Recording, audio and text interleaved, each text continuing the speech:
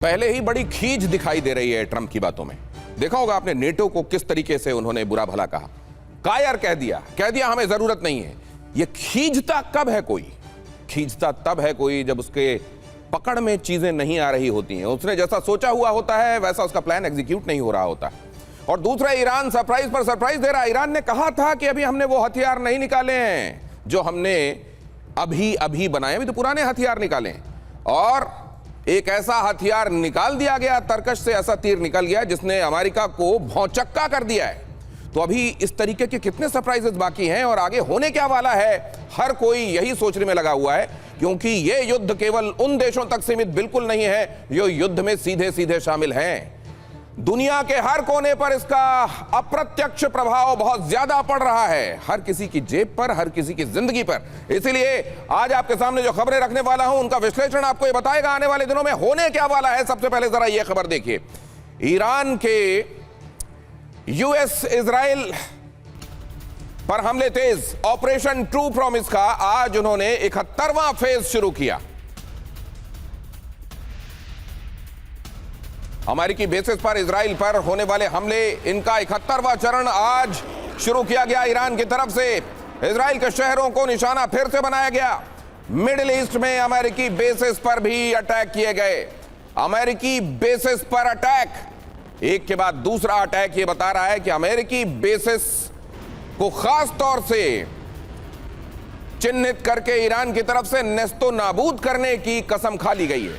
और इधर अमेरिका क्या कह रहा है कि जिन जगहों पर हमारे बेसिस हैं और वहां से हमको किसी तरह की मदद नहीं मिली, उन जगहों से हम अपने बेसिस हटा लेंगे। इस स्टेटमेंट का मायना क्या है वो भी हमारे साथ जुड़े मेहमान आपको बताएंगे, लेकिन फिलहाल आगे आपको ले चलता हूं। ईरान पर यूनाइटेड स्टेट्स और इजराइल के जवाबी हमले भी हुए हैं। देशफुल एयरबेस पर हमला किया गया। यह देशफुल एयरबेस है जहां पर हमला बोला गया है इजराइल और अमेरिका की तरफ से। वार के लिए पलटवार भी चल रहा है, लेकिन इस सब के बीच कोई समाधान दिखाई नहीं दे रहा है और ना ही ये दिखाई दे रहा है कि कब तक फुल स्टॉप की तरफ चीजें जा सकती हैं।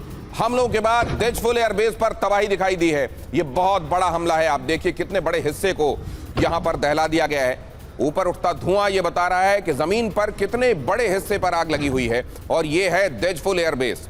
तो अगर 71वां फेज शुरू किया गया ईरान की तरफ से मिसाइलों का, तो दूसरी तरफ से इजराइल और अमेरिका भी ईरान पर हमले में कसर नहीं छोड़ रहे हैं। देशफुल एयरबेस पर हुआ यह हमला आपके सामने इन तस्वीरों में। अगली खबर, इजराइल का ईरान पर भीषण हमला, उसकी तस्वीरें आपको दिखाता हूं। बैलिस्टिक मिसाइल फैक्ट्री को निशाना बनाकर हमला किया गया। मिसाइलें कहर बरपा साबित हो रही हैं इजराइल के ऊपर और अमेरिकी बेसिस के ऊपर मिडिल ईस्ट में। इसी को ध्यान में रखते हुए यहां मिसाइल के ठिकाने को निशाना बनाकर बम मारा गया है इजराइल की तरफ से। और ये हमला भी बहुत भीषण हमला है। यहां तस्वीरों में यह बात स्पष्ट भी हो रही है। बमबारी के बाद फैक्ट्री में भारी तबाही दिखाई दे रही है।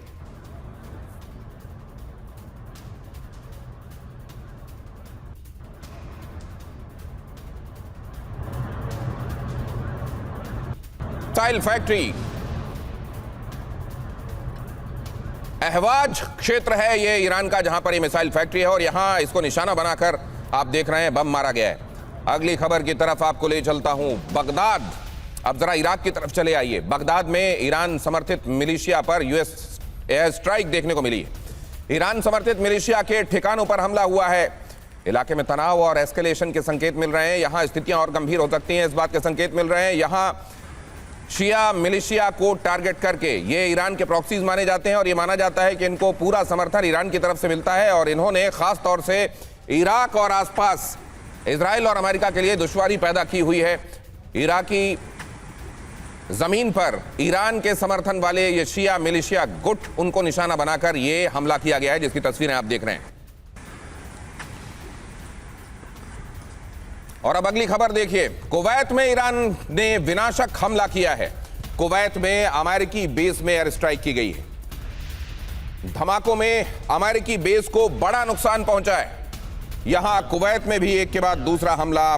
जब से युद्ध की शुरुआत हुई है कुवैत भी दहल रहा है। और एक बार फिर आज आप ये देख रहे हैं,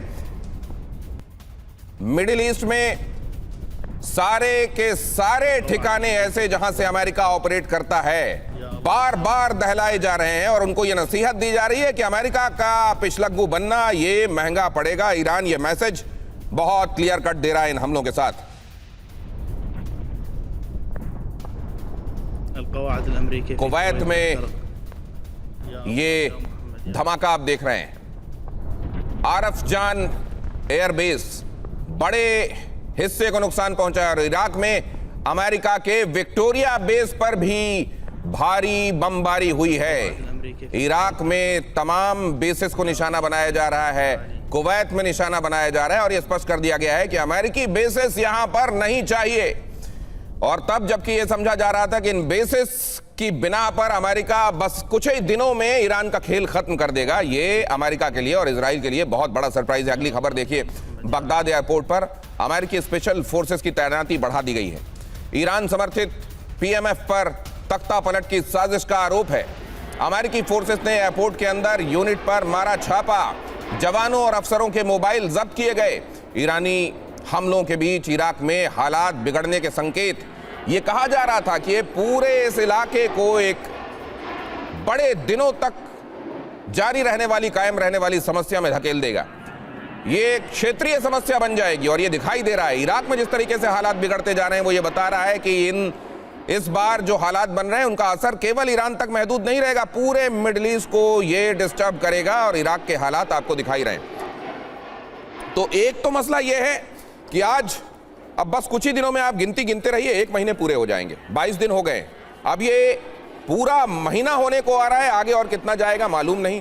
ट्रंप के कंफ्यूजिंग इशारे भी इस बीच स्टेटमेंट से मिल रहे हैं, जहां वो ये कहते हैं, जब उनके साथी कहते हैं कि जब तक ये युद्ध चलेगा तब तक हम इस युद्ध में शामिल रहेंगे। दूसरी तरफ उनसे कहा जाता, उनकी तरफ से ये कहा जाता है कि अब हमने अपने टारगेट्स अचीव कर लिए हैं, ज्यादातर टारगेट्स हमारे अचीव हो गए हैं। अगर टारगेट्स अचीव हो गए मतलब ये कि अब वो जल्द ही इस नाटक पर पर्दा डालने वाले, और अगर ऐसा नहीं है तो फिर ये बयान दिए क्यों जा रहे हैं। और आगे ईरान जो सरप्राइजेस दे रहा है, जब ये समझा जाता है कि ईरान बस अपने असलहे के और अपने हौसले के खात्मे की तरफ बढ़ रहा है, तभी ईरान एक ऐसा सरप्राइज देता है जो अमेरिका के लिए बहुत ज्यादा बड़ा कारण होता है अपनी स्ट्रैटेजी को रीओरिएंट करने के लिए। तो अब ये चीजें किधर जा रही हैं, हमारे साथ जुड़ने वाले मेहमान आपको ये बताएंगे। लेफ्टिनेंट जनरल संजय कुलकर्णी हमारे साथ आज की चर्चा में हमको ज्वाइन कर रहे हैं, बहुत धन्यवाद सर। एयर कमोडोर कार्तिकेय काले सर, आपने भी वक्त निकाला, बहुत शुक्रिया। अचल मल्होत्रा साहब हमारे साथ जुड़ रहे हैं।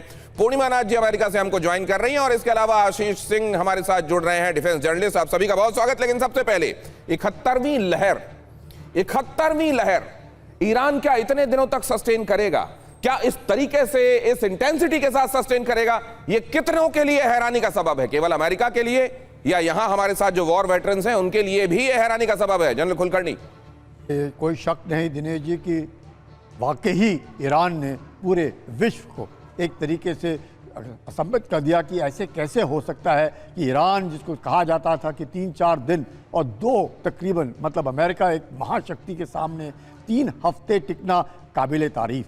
ईरान की दाद देनी पड़ेगी कि जिस प्रकार से ईरान ने पलटवार किया है, जिस प्रकार ईरान लगातार अपने सुधार कर रहा है। 2000 हम करमशेर मिसाइल को लेकर के कहते थे कि इजराइल टारगेट पर है, अब 4000, मतलब कम से कम इस तरह के मतलब कोशिश करना और दियोगो गार्सिया में जाकर के हिट करने की बात करना, मुझे लगता है ईरान के पास अभी भी कोई ऐसे देश हैं जो उसकी मदद कर रहे हैं। नहीं तो ईरान कहाँ इतने सैंक्शंस, इतना सब कुछ होने के बाद पूरी खबर मोसाद अंदर सब कुछ उनके टॉप लीडरशिप मारी जा रही है, इसके बावजूद। सर आप अगर ये बात क्लियर कट कह भी रहे हैं, मुझे याद है जब पोलैंड के ऊपर जाकर एक मिसाइल, कहा जा रहा था कि रशिया की मिसाइल वहां जाके गिर गई है, दूसरी मतलब बाकी की दुनिया से ज्यादा अमेरिका यह साबित करने में लगा हुआ था कि नहीं ये रशियन मिसाइल नहीं है, रशियन मिसाइल नहीं है ये, क्योंकि उसके बाद नेटो के युद्ध में उलझ जाने का खतरा था। अब आप ये इशारा कर रहे हैं, बहुत बड़ा इशारा है कि किसने मदद दी है ईरान को इतनी दूरी तक की मिसाइल बनाने के लिए।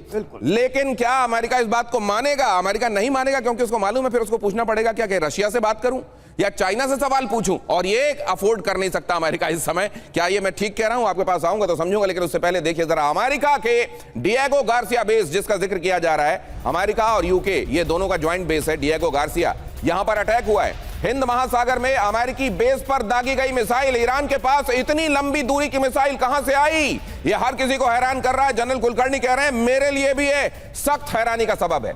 ईरान से करीब 4000 किलोमीटर दूर है डिएगो गार्सिया। ईरान ने अमेरिकी बेस पर 2 मिसाइलें दागी। वॉल स्ट्रीट जर्नल के हवाले से यह बड़ी खबर है, 2 मिसाइलें दागी गई डिएगो गार्सिया को निशाना बनाते हुए 4000 किलोमीटर दूर ईरान से। इतनी दूरी की मिसाइलें ईरान के जखीरे में कब आ गई? ईरान ने तो इससे पहले कभी दुनिया को यह नहीं बताया था कि उसके पास इतनी दूरी तक मार करने वाली मिसाइलें हैं। तो क्या उसके पास कोई इंटरकॉन्टिनेंटल मिसाइल भी रखी हुई है जो अमेरिका तक पहुंच सकती है? क्या इस बात से इनकार किया जा सकता है कि उसके पास ऐसी मिसाइल नहीं होगी? ये कहा जा सकता है दमदार तरीके से, या इस बात से अब इनकार नहीं किया जा सकता? ये अंदेशा भी बड़ा हो गया है कि हो सकता है इस तरीके की कोई इंटरकॉन्टिनेंटल बैलिस्टिक मिसाइल भी हो जो अमेरिका को भी अपनी जद में लेती हो। और क्या ये बात समझने के बाद अमेरिका के हाथ पैर फूल गए होंगे? असल में हम यही समझना चाह रहे हैं और इसीलिए हमने आज ये नाम यहां अगर आप देखेंगे तो इसको ये दिया है जो आप यहां देख रहे हैं, ईरान का 4K वाला अंगारा, 4000 किलोमीटर दूर जाकर अंगारों की बारिश करने वाली मिसाइल 4K अंगारा। ट्रंप का क्या पूरा खेल इस खबर ने है बिगाड़ा? क्या ये जो खबर है ये ट्रंप को, उनके स्ट्रेटेजिस्ट को सारी बातों को रीओरिएंट करने के लिए मजबूर कर देगी, या इससे बहुत ज्यादा फर्क नहीं पड़ता? पूर्णिमा नाथ जी, आपके पास आ रहा हूं। अमेरिका में क्या हलचल है इस खबर के सामने आने के बाद? Thank you so much for having me. नमस्ते, जय हिंद। दिनेश जी, यहाँ पे जो सिचुएशन है ओवरऑल, अभी लिटरली 2 दिन पहले एक पोल आई थी, 100% मागा support is with president Trump. Unfortunately ये मागा बेस में हम जैसे लोग सेंट्रिस्ट जो है, सेंटर टू राइट, हम नहीं पढ़ते हैं। रिपब्लिकन होने के बावजूद हमें पार्टी से निकालने की धमकियां दिया जा रहा है, इंटिमिडेट किया जा रहा है। सो अनफॉर्चुनेटली ये जो सिचुएशन है अमेरिका में, एक डिवीजन क्रिएट हुआ है रिपब्लिकन पार्टी में, और Democrat party is going to use it towards the 2026 November election. ये जो वॉर है, इट्स एब्सोल्युटली अनपॉपुलर वॉर हो चुकी है। It is unprovoked war and it is also illegal war from American side and also from an international standpoint. So हमारे जैसे लोग जो कॉन्शियस ड्रिवन है, जिनका कन्विक्शन मैटर करता है पावर और पोजिशन और पे के हिसाब से देखने से, हमारे जैसे लोगों के लिए ये war is going to be a death sentence for America. In fact जो मिलिट्री लीडर्स है, जो प्रेसिडेंट ट्रंप की पहले एडवाइज़र रहे, कर्नल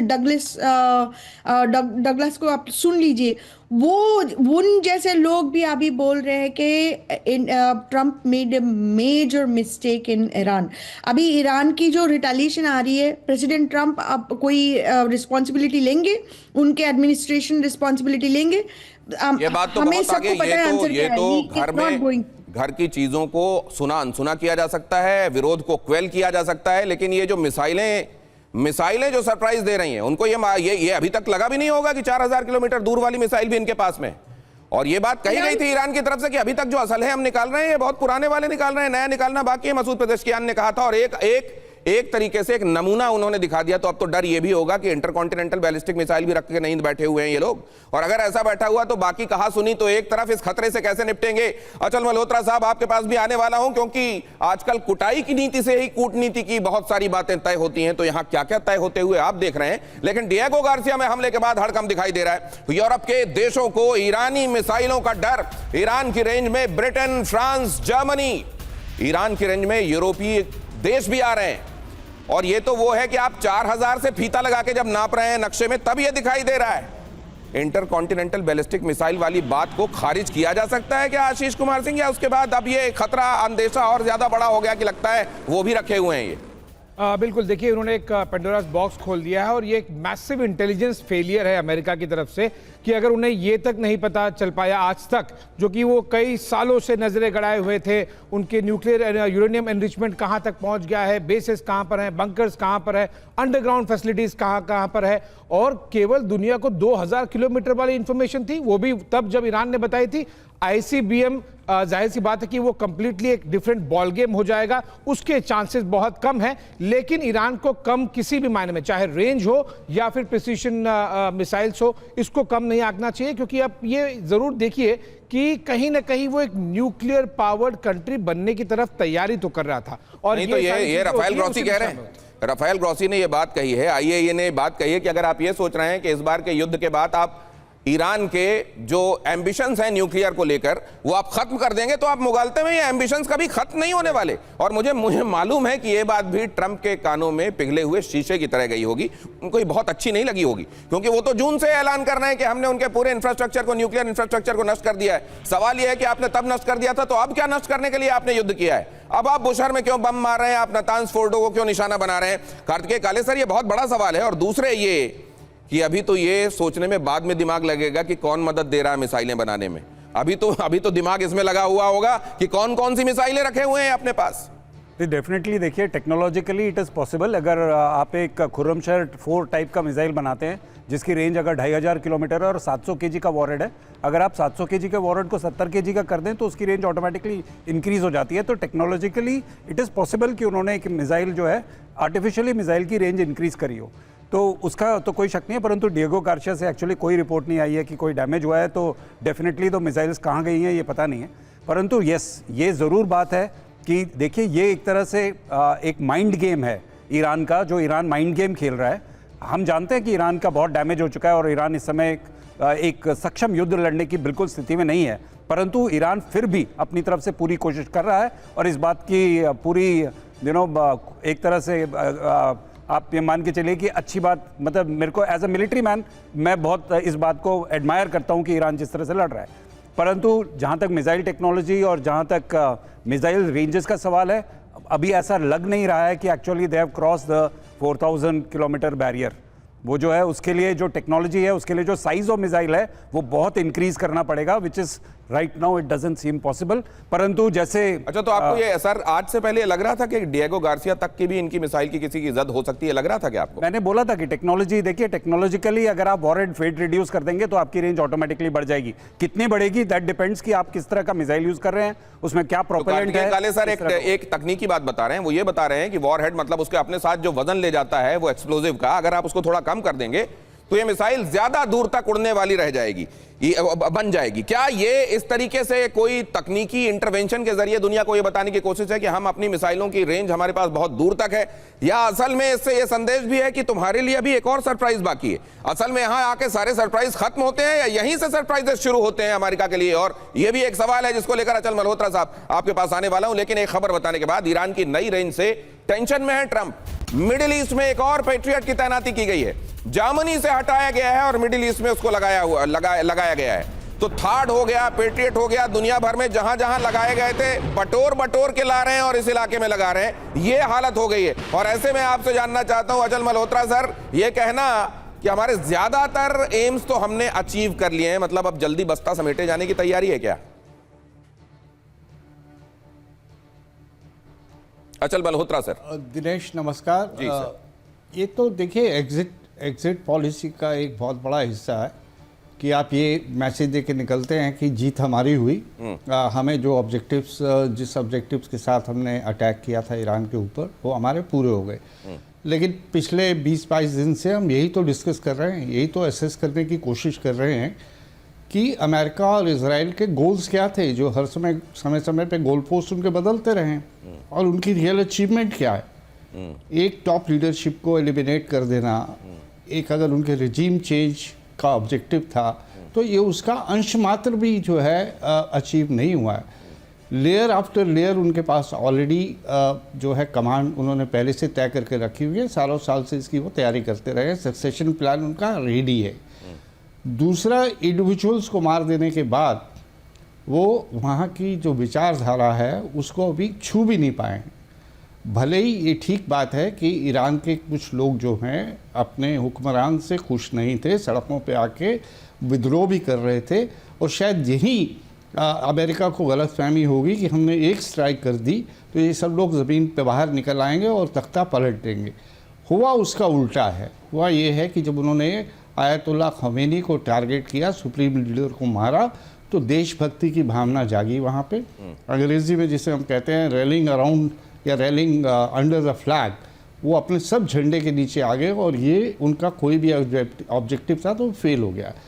बाकी उनका nuclear programme, enrich uranium, missile system, ठीक है, कहाँ है, वहीं का वहीं है। Right. और अभी आपने जो दिगो गार्सिया की बात बताई वो तो और भी सरप्राइजिंग है। It's a very big message in fact. Right. ये टेक्निकलिटीज़ को अब छोड़ दें कि पे लोड ज़्यादा है या पे लोड कम है। अगर आप एक बार पहुंच जाते हैं वहाँ, थोड़ा बहुत भी नुकसान करते हैं, तो ये एक अपने आप में बहुत बड़ा मैसेज है। तो कौन से ऑब्जेक्टिव्स हुए?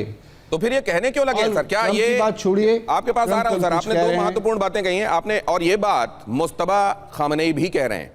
मुस्तफा खामनेई ने भी कहा कि हमको इस बात का अंदेशा था कि कहीं ऐसा तो नहीं होगा, अमेरिका जिस तरीके से आह्वान कर रहा है कि आइए सड़कों पर आ जाइए, आजादी आपका इंतजार कर रही है, फिलहाल अपने आप को सुरक्षित रखिएगा, लेकिन बहुत जल्द हम आपको आपकी बदली हुई सरकार देने वाले हैं जिसका आप इंतजार कर रहे हैं। तो ये कहना था खुद मुस्तफा खामनेई को हमका अंदेशा था ये कि ऐसा हो तो नहीं जाएगा, लेकिन हमको इस बात का बड़ा सुखद आश्चर्य है कि पूरा का पूरा ईरान हमारे साथ है और वो जो जालिम है उनका मुकाबला करने में पूरा देश हमारा साथ दे रहा है। ये बात मुस्तफा खामनेई ने कहा। अब जरा देखिए, ईरान को ये हिम्मत कह लीजिए या साहस कह लीजिए, अमेरिका की निगाहों से देखें तो दुस्साहस कह लीजिए कि डिएगो गार्सिया को मारा जा रहा है। अब जरा ये बहुत संक्षेप में आपको कुछ दिखा रहा हूं। डिएगो गार्सिया मतलब ये भी अमेरिका की प्रतिष्ठा को ललकारना कि तुमने जहां पर बेस बनाया हुआ है, असल में चागोस आर्किपेलागो है, ये द्वीप समूह है, और वहीं पर है ये आइलैंड जिसे आप जानते हैं डिएगो गार्सिया के नाम से। ये एक समझ लीजिए कि एक तरीके से वॉरशिप ही समझ लीजिए, ये फ्लोटिंग वॉरशिप समझ लीजिए। वहां पर ये हमेशा एक आपको वहां पर रहते हुए फारस की खाड़ी में क्या चल रहा है, पर्शियन गल्फ में क्या चल रहा है, उस पर कंट्रोल हासिल करने के लिए अमेरिका और यूके को वहां से एडवांटेज मिलता है।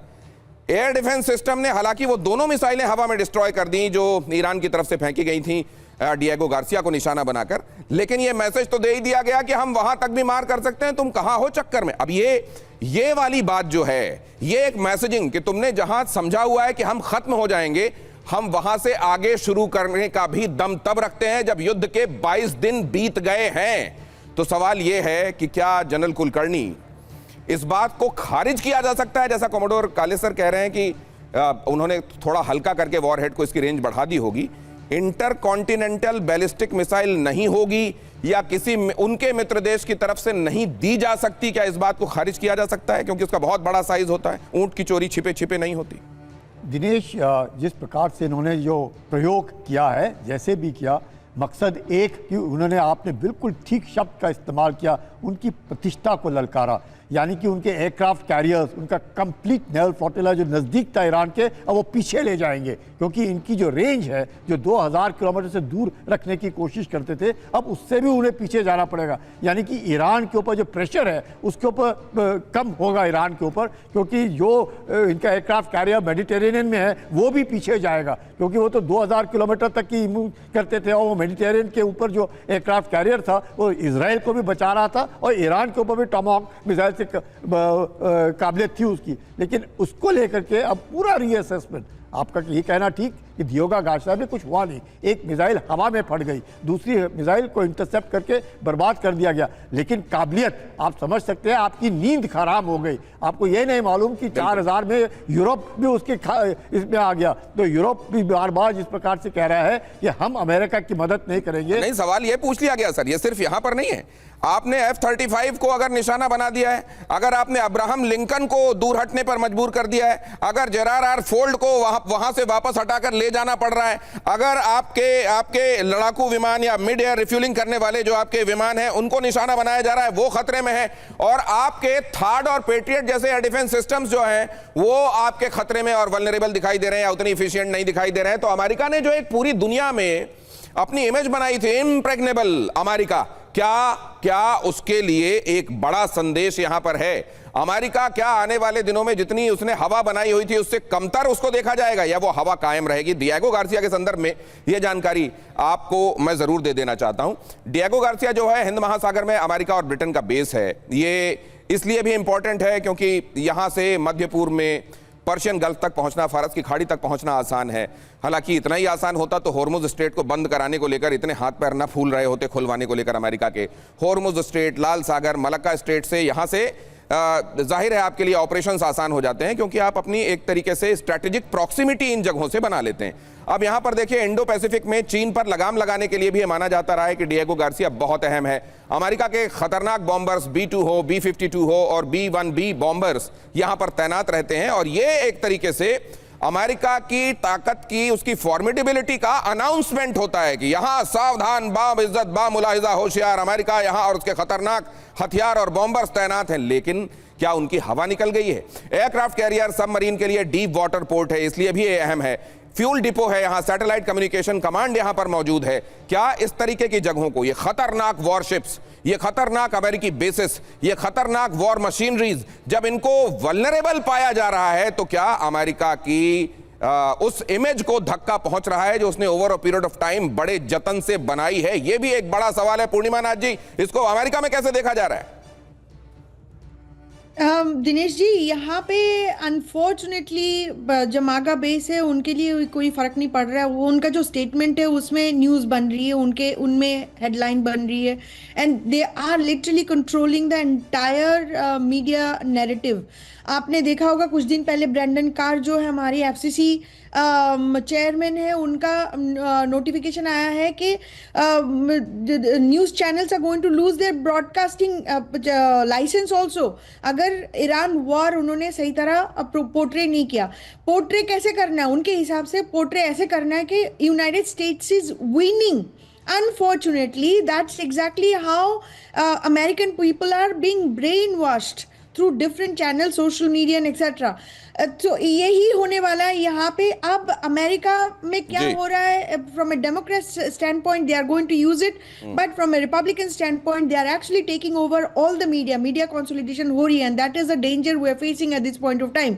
अगर आपने ये डिएगो गार्सिया की बात कर रहे हो, मेरा क्वेश्चन हमेशा से सेम है। मैं ये क्वेश्चन पूछना चाह रही हूँ कि ब्रिटिश और अमेरिकन बेस आपके बैकयार्ड में क्या कर रहा है? यूनाइटेड स्टेट्स तो हमारा तो ये वेस्टर्न हेमिस्फीयर की बात कर रहे हैं ना, तो अभी इंडो पैसिफिक नहीं, वो जब वेनेजुएला को जस्टिफाई करना होता है तब वेस्टर्न हेमिस्फीयर की बात की जाती है।